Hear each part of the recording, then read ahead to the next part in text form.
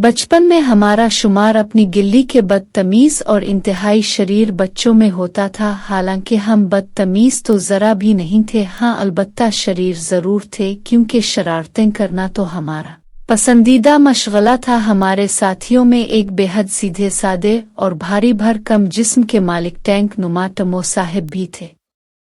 जब वो चलते तो उनकी धप धप से बेचारी जमीन कांप जाती, और जब वो साइकिल पर सवार होते तो उनके नाकाबिल बर्दाश्त बोझ से इस बेजुबान साइकिल का दम घुटने लगता और उसकी दिल खराश चीख हमें दूर से ही सुनाई दे जाती।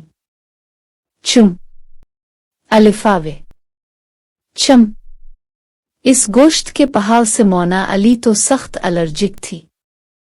जहां कहीं इसे पतला होने का कोई नुस्खा टोटका हाथ आता, झट टमो साहिब की खिदमत में पेश कर देती। तरह तरह की वर्जिशें बताती, अलिफा चिलिन्नी को दन्नी के मशवरे देती।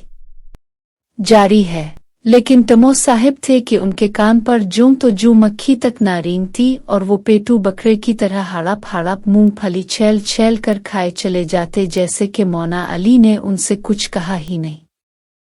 हम सब साथियों को अक्सर टमो साहिब पर बेहद गुस्सा आता, लेकिन फिर भी इस गोश्त के पहाड़ से काटी करना किसी को भी किसी सूरत गवाराना था।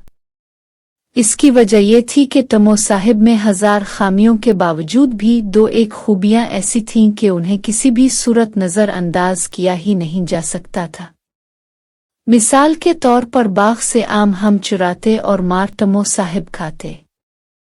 किराए पर साइकिल लेकर हम चिल्लाते और किराया टमो साहिब अदा करते। गिल्ली में क्रिकेट खेलते हुए किसी के मकान की खिड़की का शीशा हमसे टूटता और सजा टमो साहिब बेचारे को मिलती। उन बातों के अलावा टमो साहिब के और भी बेशुमार फायदे थे, जिनका जिक्र करना हमारे बस में नहीं। लेकिन साहिब, इसके बावजूद टमो साहिब का मोटापा हमें हर वक्त शिद्दत से खटकता रहता। एक दिन हम सब साथी मौना अली और टमो साहिब के इंतजार में बैठे गप्पे हाँक रहे थे कि हाथ में एक अखबार लहराते हुए मौना ने दौड़ से हाँक लगाई, बन गया काम। इसके चेहरे पर मुस्कुराहट ही मुस्कुराहट थी। अरे मोनी, क्या हुआ, कोई प्राइज बॉन्ड निकल आया है? हम सब ने बैक जुबान पूछा। वो हमारे सामने अखबार फैलाते हुए बोली, भाई ये खबर पढ़ो, और फिर खुद ही ऊंची ऊंची आवाज में पढ़ने लगी। 250 पौंड वजन के एक आदमी ने मुसलसल 9 दिन तक साइकिल चलाई, जिससे इसका वजन 150 पौंड रह गया।